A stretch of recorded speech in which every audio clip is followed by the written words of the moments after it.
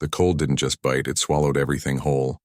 Out here past Neptune, where sunlight was just a memory and stars hung like frozen pinpricks in endless black, the silence wasn't empty. It was heavy, like the universe itself was holding its breath. Inside the crippled research ship Odyssey, one person was still breathing, barely, alone. The rest of the crew, they were gone, not lost, not missing, just gone. One moment they'd been running diagnostics on the outer sensor array, the next, a flash, a shudder, then alarms screaming like wounded animals before cutting out forever. A micrometeoroid swarm, too small to track, too fast to dodge. It punched through the hull like paper, tearing through power lines, life support, and the main comms dish in a single brutal second. Now, weeks later, the ship drifted like a ghost. No engines, no course, just floating deeper into the void, farther from Earth with every passing hour. The only light came from a single emergency panel, casting long shadows across the control room. And in the middle of it all sat the last survivor, wrapped in a thermal blanket, fingers trembling as they adjusted a cracked oxygen gauge. Food was almost gone, water rationed to sips, but the worst part wasn't hunger or thirst. It was the silence. No voices, no footsteps, not even the hum of the ship's systems, just the occasional creak of metal cooling in the vacuum outside. Sometimes she'd talk to herself just to hear a human sound. Other times she'd play old voice logs from her sister back on Earth, birthday messages, silly jokes, reminders to call Mom. She'd listen until the battery died, then rewind and play them again. She kept a log, not because she thought anyone would find it, but because if she stopped writing, she might stop believing she was real. Day 22, she whispered into the recorder, voice hoarse. Oxygen at 18%. Reactors dead. Comms are fried. But I'm still here. Still trying. She paused, swallowing hard. If anyone ever finds this, tell them I didn't quit. Tell them I fought. Sleep was dangerous. Every time she closed her eyes, she dreamed of Earth. Green fields, rain on windows, the smell of coffee. Waking up to the cold metal and silence felt like dying all over again. So she stayed awake as long as she could, checking seals, rerouting backup power, scanning dead frequencies for even a whisper of a signal. Nothing ever came back. Just static. Endless empty static. She'd tried everything. Repaired the antenna 3 times. Boosted the transmitter with parts from the science lab. Even jury-rigged a distress pulse using the ship's navigation beacon. But space was too big and she was too small. Like shouting into a canyon so vast your voice never hits a wall. Still, she kept trying. Because giving up meant accepting that no one would ever know what happened out here. That the Odyssey, and everyone on it, would vanish without a trace like they never existed. And that thought hurt more than hunger, more than cold, more than fear. One night, though night didn't mean much when there was no sun, she noticed something strange. A tiny flicker on a backup monitor, not a signal. Just a thermal anomaly, a faint rhythmic heat signature far off in the distance. Probably nothing. Maybe a glitch, or a trick of her tired mind. But for the first time in weeks, her heart beat faster. She leaned closer, squinting at the screen. The pattern repeated, steady, artificial. Not natural. Not random. It pulsed like a heartbeat. Her hands shook as she adjusted the sensor gain, praying the system wouldn't crash. The flicker grew clearer. It wasn't debris. It wasn't a planet. It was moving, purposefully. Hope was dangerous out here. It made you careless, made you believe in miracles when physics said otherwise. But she couldn't look away. She grabbed the emergency transmitter, the one she'd patched together with wire and tape, and keyed it in. Sent out a single burst, a coded SOS, weak but clear. Then she held her breath, staring at the receiver, waiting. Seconds passed, then minutes. The flicker on the screen kept pulsing, steady and calm like it hadn't hurt her at all. Her shoulders slumped. Of course, why would it? She was a speck in an ocean of nothing. Who would come looking? She turned off the monitor to save power. The cabin went darker, colder. She wrapped the blanket tighter and leaned her head against the console, eyes stinging. Maybe tomorrow she'd try again. Or maybe tomorrow she'd finally let go. But then, just as she was about to shut down for the night, a new light blinked on the comms panel. Red. Then green. A signal lock. Weak, distorted, but undeniably real. A voice crackled through the speaker, broken by static but unmistakably human. Any vessel, this is rescue attempt. Respond if able." She froze, then scrambled upright, knocking over a water bottle in her rush. Her fingers fumbled with the mic. "Hello? Hello? This is the Odyssey." "I'm here. I'm alive." Her voice cracked, half sob, half laugh. She repeated it again and again, louder each time as if volume could bridge the billions of kilometers between them. The voice came back clearer now. "Odyssey, this is rescue ship Aegis. We read you. Hold on. We're coming." Tears streamed down her face, not from sadness, but from something she'd almost forgotten. Relief. Real human relief. Someone had heard. Someone was coming. She slumped back, exhausted but smiling for the first time in weeks. Outside, the stars didn't seem so cold anymore. The silence didn't feel so heavy, because now somewhere out there in the dark another ship was racing toward her, not because she was important, not because she was famous, just because she was human, and someone refused to let her disappear. She picked up her log recorder again. "Day 23, she said softly, voice steadier now. "They heard me. They're coming. I'm not alone anymore." And for the first time since the impact, she let herself believe she might actually make it home. Back on Earth, the Odyssey had been declared lost weeks ago. Officially, the mission was closed. Families had held memorials. News channels had moved on to other stories.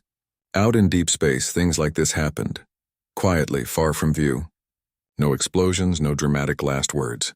Just silence and then nothing. That's how space worked. It didn't care. But hundreds of millions of kilometers away aboard a military patrol ship called the Aegis, things were different. The Aegis wasn't built for rescue, it was built for defense. Sleek, armored, loaded with sensors and weapons, it patrolled the outer edges of human-controlled space, watching for threats, tracking debris, making sure no unauthorized ships wandered too close to Earth's supply routes. Its crew was trained for combat, not compassion. Still, people were people, even in uniform. One night during a routine sweep near the Kuiper Belt, a young officer monitoring long-range sensors noticed something odd. A faint thermal pulse repeating every 47 seconds. Not random, not natural. It matched no known asteroid pattern, no satellite signature, no alien signal, though no one really expected aliens anyway. It was too regular, too human. At first they thought it was a glitch. Space was full of false echoes. Cosmic rays, solar flares, old junk tumbling in the dark. But the pulse kept coming. Steady, persistent, like someone was tapping on a pipe in a locked room, hoping someone would hear. Curious, the officer pulled up archived mission logs, cross-referenced frequencies, ran diagnostics, and then heart-pounding, they found it. The pulse matched the emergency beacon protocol used by deep space civilian vessels, specifically one assigned to the Odyssey. The room went quiet. Everyone stopped what they were doing. The Odyssey? That ship was gone. Everyone knew that. But what if... The officer brought the data to the ship's commander. It wasn't an easy conversation. Military ships didn't chase ghosts. Fuel time and mission priorities were tight. Diverting course meant delaying their patrol, risking gaps in surveillance, possibly drawing heat from command. And even if the signal was real, the odds of finding a survivor after all this time? Almost zero, but the officer didn't back down. "Sir," they said, voice low but firm, "if there's even a 1% chance someone's still alive out there, we have to look." Others on the bridge nodded, not because of orders, but because they'd all imagined it. Being stranded alone with no one coming. The thought haunted every spacefarer. You trained for emergencies, but you never truly prepared for being forgotten. After a long silence, the commander exhaled. "All right, we'll take a look, but we've got 48 hours. After that, we return to patrol, no matter what." Relief washed over the crew. Not because they expected to find anyone, but because they'd tried. That mattered. Immediately, the Aegis changed course. Thrusters fired, shifting its trajectory toward the source of the signal. Engineers scrambled to boost the comms array, patching together an old deep-range transmitter from spare parts. Someone dug out emergency medical kits, checked oxygen reserves, made sure the rescue pod was ready, even though they all knew it might be for nothing. As the ship sped through the dark, tension hung in the air. Not the kind before a battle, but something quieter, heavier, hope mixed with dread. What if they got there and found only wreckage? What if they found a body? Or worse, what if they found someone alive but too far gone to save? One crew member stayed up all night, reprogramming the ship's AI to scan for voice patterns in the static. Another reviewed old Odyssey schematics, memorizing airlock locations and emergency hatches. A medic double-checked trauma protocols for deep space hypothermia and oxygen deprivation. No one said much. They just worked, because action was better than waiting. Then, after 18 hours of travel, something changed. A weak signal came through, not just a pulse, but a voice. Faint, broken by static, but unmistakably human. Hello, hello. This is the Odyssey. I'm here. I'm alive. The bridge erupted, not in cheers, but in stunned silence, then urgent movement. Someone turned up the volume. Someone else locked onto the signal's origin. The commander leaned forward, eyes locked on the speaker. Respond, they ordered. Tell them we're coming. A voice went out over the comms, calm but urgent. Odyssey, this is rescue ship Aegis. We read you, hold on. We're coming. Back in their quarters, the officer who'd first spotted the signal sat down hard on the edge of their bunk, hands shaking. They hadn't cried in years, not since basic training, but now tears welled up. Not because they were scared, but because it worked. They listened. They acted. And someone was still alive because of it. Word spread through the ship fast. Even the engineers in the lower decks, usually buried in machinery, paused to listen. In the mess hall, someone turned off the music. For the first time in weeks, the crew felt like they weren't just soldiers or technicians. They were part of something human.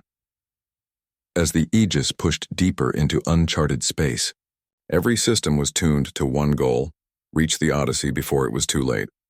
Navigation plotted the fastest safe route. Power was rerouted to engines.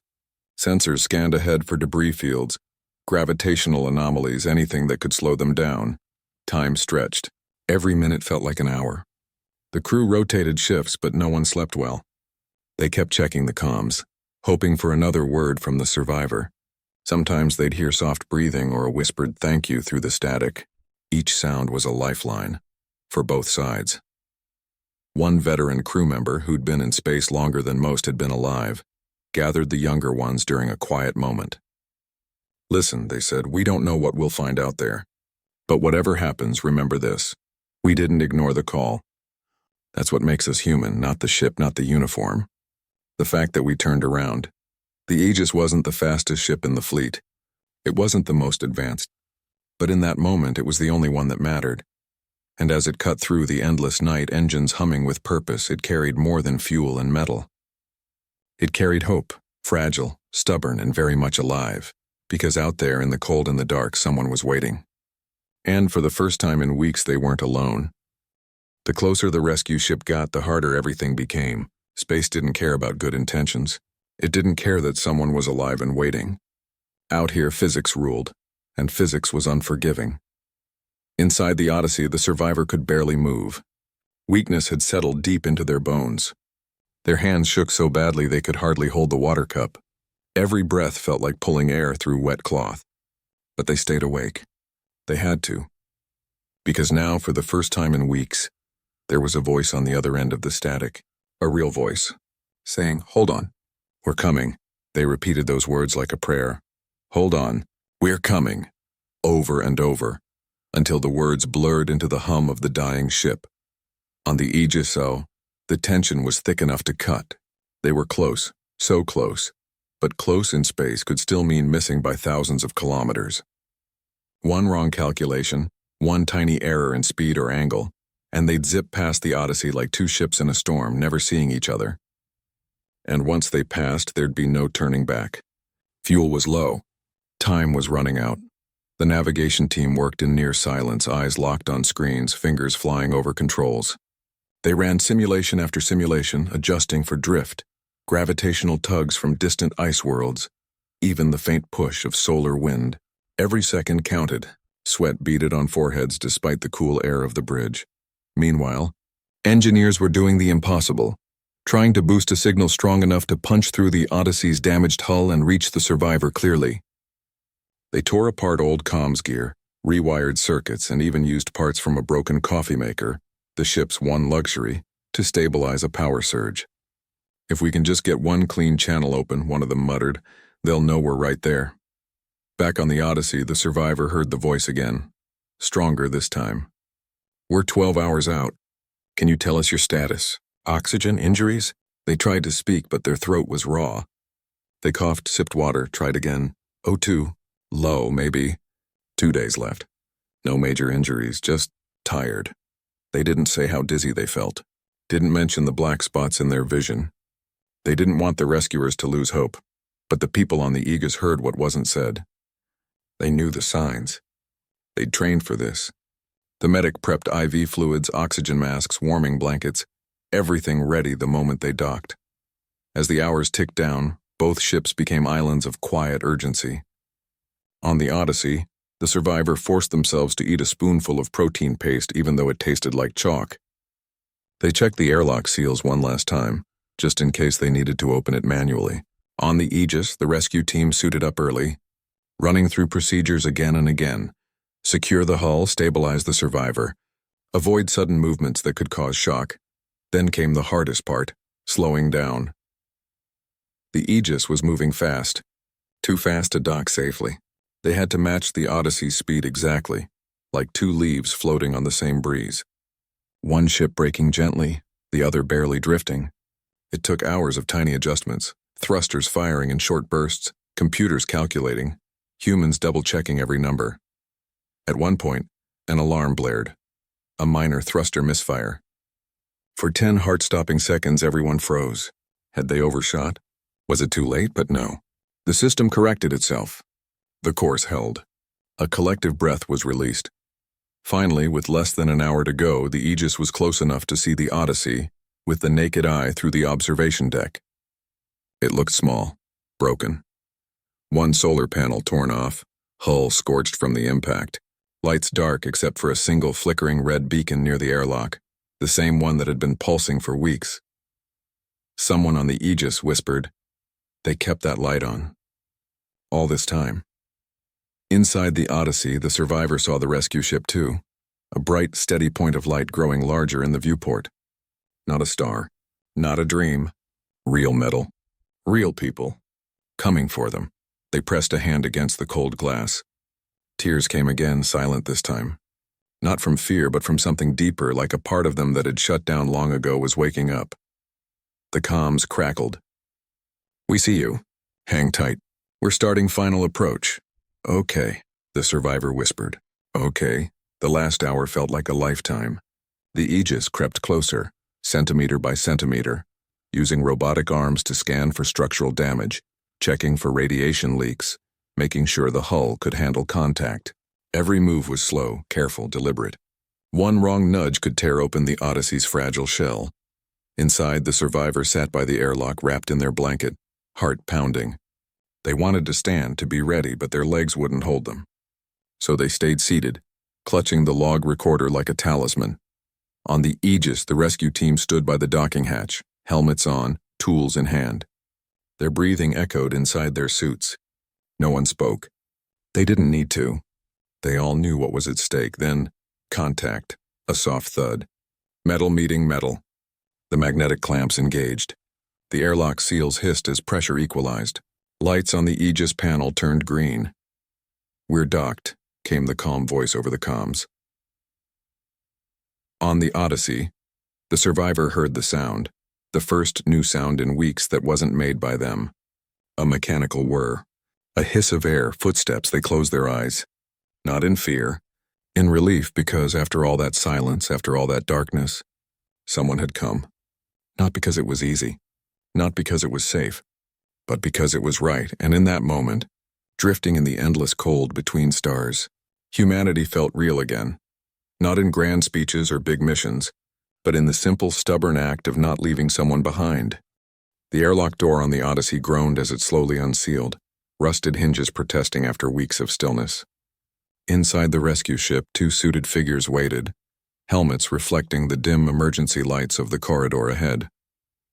Their breathing was steady, controlled, but their hearts pounded. This wasn't just another mission. This was real. Someone was on the other side, alive, waiting. The moment the inner hatch opened, cold air rushed out, dry, stale, and tinged with the sharp smell of burnt wiring and old sweat. One of the rescuers stepped through first, boots clicking softly against the metal floor. Their helmet light swept the hallway. revealing floating dust motes, loose cables snaking across the floor, and frost forming along the walls where heat had long since failed. "Odyssey, this is Rescue Team," a voice said over the comms, gentle but clear. "We're coming in. Can you hear us?" From deeper inside the ship, a weak voice answered, barely more than a whisper. "Yes. I'm here." They followed the sound, moving carefully, checking each compartment as they went. The ship was a ghost. Panels torn open, consoles dark, emergency lights flickering like dying fireflies. But then in the science lab, sealed off from the worst of the damage, they saw her. She was sitting on the floor, back against a storage locker, wrapped in a thin thermal blanket. Her face was pale, eyes sunken, lips cracked. But when she saw them, her eyes lit up, not with panic, but with something fragile and bright. Hope. The lead rescuer knelt slowly, not wanting to startle her. "Hey," they said softly, lifting their visor just enough so she could see a human face. "We've got you now." She tried to speak, but her voice gave out. Instead, she reached out a trembling hand. The rescuer took it, gloved but warm from body heat. Her fingers were ice cold. "Oxygen's almost gone," she finally managed. I kept the lab sealed. It's the only place with air left." "You did everything right," the rescuer said, already signaling their partner to bring the med kit. "You held on. That's what matters." They worked fast but gently, slipped an oxygen mask over her nose and mouth, checked her pulse, weak but steady, gave her a small sip of electrolyte solution through a straw. She drank like it was the first real thing she'd tasted in months. Her eyes never left theirs, not out of fear but because she needed to see it was real, needed to believe that after all that silence, after all those nights talking to ghosts just to stay sane, someone had actually come. The second rescuer scanned the room with a handheld device. "Air's stable in here. No radiation leaks. Hull integrity's holding." They turned to their partner. "We can move her now." But moving her wasn't simple. She hadn't stood in weeks. Her muscles had weakened. When they helped her up, her legs buckled. They caught her before she fell, supporting her weight between them. "It's okay," one said. "We've got you. Just lean on us." Step by step, they guided her down the corridor toward the airlock. Every movement was slow, careful. She winced at the bright lights of their helmets, unused to anything but dim red glow. She flinched at the sound of their boots, so loud after so much silence. Halfway there, she stopped. "Wait," she whispered, "my log. I need to bring it." One rescuer hesitated, glancing at the oxygen levels on their wrist display. Time was tight. But they saw the look in her eyes, not panic, but purpose. That little recorder wasn't just data. It was proof she'd been here, that she'd fought. "Okay," they said. Quickly, she pointed to a small device clipped to her belt. The rescuer unclipped it, checked the battery, still blinking green, and tucked it safely into a sealed pouch on their suit. Then they moved again. Slower now, as if carrying something more precious than just a person. Because they were carrying a story, a life that almost vanished. At the airlock, they helped her into a rescue stretcher, lightweight, insulated, with built-in oxygen and warming pads. She lay back, eyes closing for just a second, then forcing them open again as if afraid she'd wake up alone once more. "We're not leaving you," the rescuer said, reading her fear. "Not now. Not ever again." The trip back to the Aegis took minutes, but it felt like crossing a lifetime. Inside the rescue ship, the medical bay was ready, warm, brightly lit, filled with the soft hum of machines. The crew stood back, giving space, but their eyes were full of quiet relief. The medics took over, attaching monitors, starting an IV, wrapping her in heated blankets. She didn't fight them. She just watched, taking in every face, every sound, as if memorizing them. At one point, she looked up at the rescuer who'd held her hand. "You came," she said, voice stronger now thanks to the oxygen. "After all this time, you came." The rescuer smiled behind their visor. "We never stopped listening." Later, as the Aegis turned toward home, engines humming with purpose, she drifted into a light sleep. Not from exhaustion this time, but from safety. For the first time in weeks, she didn't have to stay awake to survive. She could rest because someone else was watching. Back on the Odyssey, now empty and dark once more, the rescue team left a marker beacon blinking on the hull, a signal for future recovery teams. But they didn't linger. Their mission wasn't to salvage a ship. It was to bring a person home. And as the two vessels separated, one drifting silently into the void, the other racing toward the sun, they carried something space couldn't erase: the quiet truth that even in the deepest dark, humans don't leave each other behind. Not if they can help it. Not ever. 3 months had passed since the rescue, and Earth felt different now, not just familiar, but precious. The survivor sat on a small balcony at a medical facility on the moon's near side, wrapped in a soft blanket, watching Earth rise over the cratered horizon. Blue-white alive. She hadn't cried when they pulled her from the Odyssey, not even when the medics first stabilized her, but the first time she saw rain through a window, real rain falling on green grass, she broke down sobbing. Recovery wasn't just about healing the body. It was about learning to trust the world again, to believe that voices weren't just echoes in her head. That touch wasn't imagined, that she hadn't been forgotten. Doctors said she was lucky. Her lungs had taken a hit from the thin air, her muscles had wasted, and her mind carried scars no scan could show. But she was alive, and every morning when she woke up to the sound of birds outside her window, real birds brought up from Earth for morale, she whispered the same thing. I made it. News of the rescue spread fast, not as a military victory or a tech breakthrough, but as a human story. The farthest anyone had ever been pulled back from the edge. People wrote letters. Schools played recordings of her log entries, with her permission. Engineers studied how she'd kept systems running with almost nothing. But what moved people most wasn't the survival. It was the fact that someone had listened when no one else was paying attention. The crew of the Aegis didn't want fame. They'd done their job, they said, but quietly they visited her during recovery. Not in uniform, just as people. They brought her small things: a cup of real coffee, a book of Earth photographs, a smooth stone from a beach back home. They never talked about the mission like it was heroic. To them it was simple: you hear a call, you answer it. One afternoon, the lead rescuer came by with a small data chip. We recovered this from the Odyssey before it was towed, they said. It's your last log entry, the one you made right before we docked. She took it, hands steady now, and plugged it into her reader. Her own voice played back, weak but clear. If anyone hears this, tell them I didn't give up. And tell them thank you.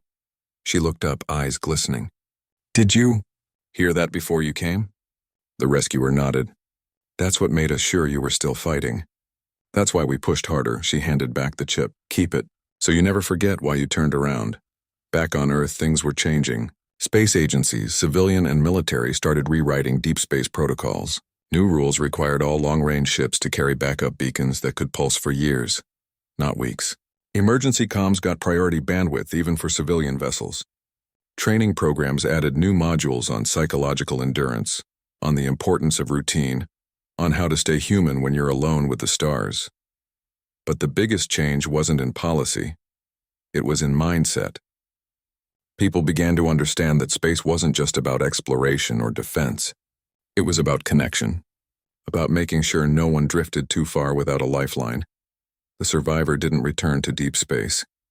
Not yet, maybe not ever. But she didn't disappear either. She started speaking, not at big conferences, but in training rooms to new astronauts, engineers, even young students dreaming of the stars. She told them about the cold, the silence, the moment she almost gave up, and the moment she heard that first voice crackle through the static. Hope isn't magic, she'd say. It's a choice. You choose to send the signal, even when you think no one's listening. And sometimes, just sometimes, someone chooses to answer. One evening, she received a package. No return address.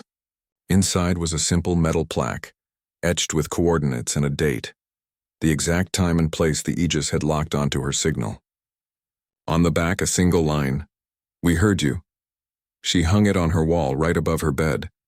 Not as a trophy, but as a reminder. Months later, she stood at a memorial garden built for lost spacefarers, those who hadn't made it back. She placed a small stone for her crewmates, each one engraved with a name and a mission number. Then she stepped back and looked up at the sky, where the Odyssey now rested in a stable orbit, preserved as a quiet monument. She didn't feel sadness anymore. Just gratitude for the ones who stayed, for the ones who came, and for the fragile, stubborn thread of humanity that stretched across billions of kilometers of empty space and still held strong. Years from now, when new ships sail farther than ever before, They'll carry better tech, smarter AI, stronger hulls. But what will really keep them safe isn't the hardware. It's the promise whispered in every training manual now. No one gets left behind. And somewhere, in a quiet room on the moon, a woman sips tea, watches Earth turn, and smiles, knowing that even in the deepest dark, someone will always be listening.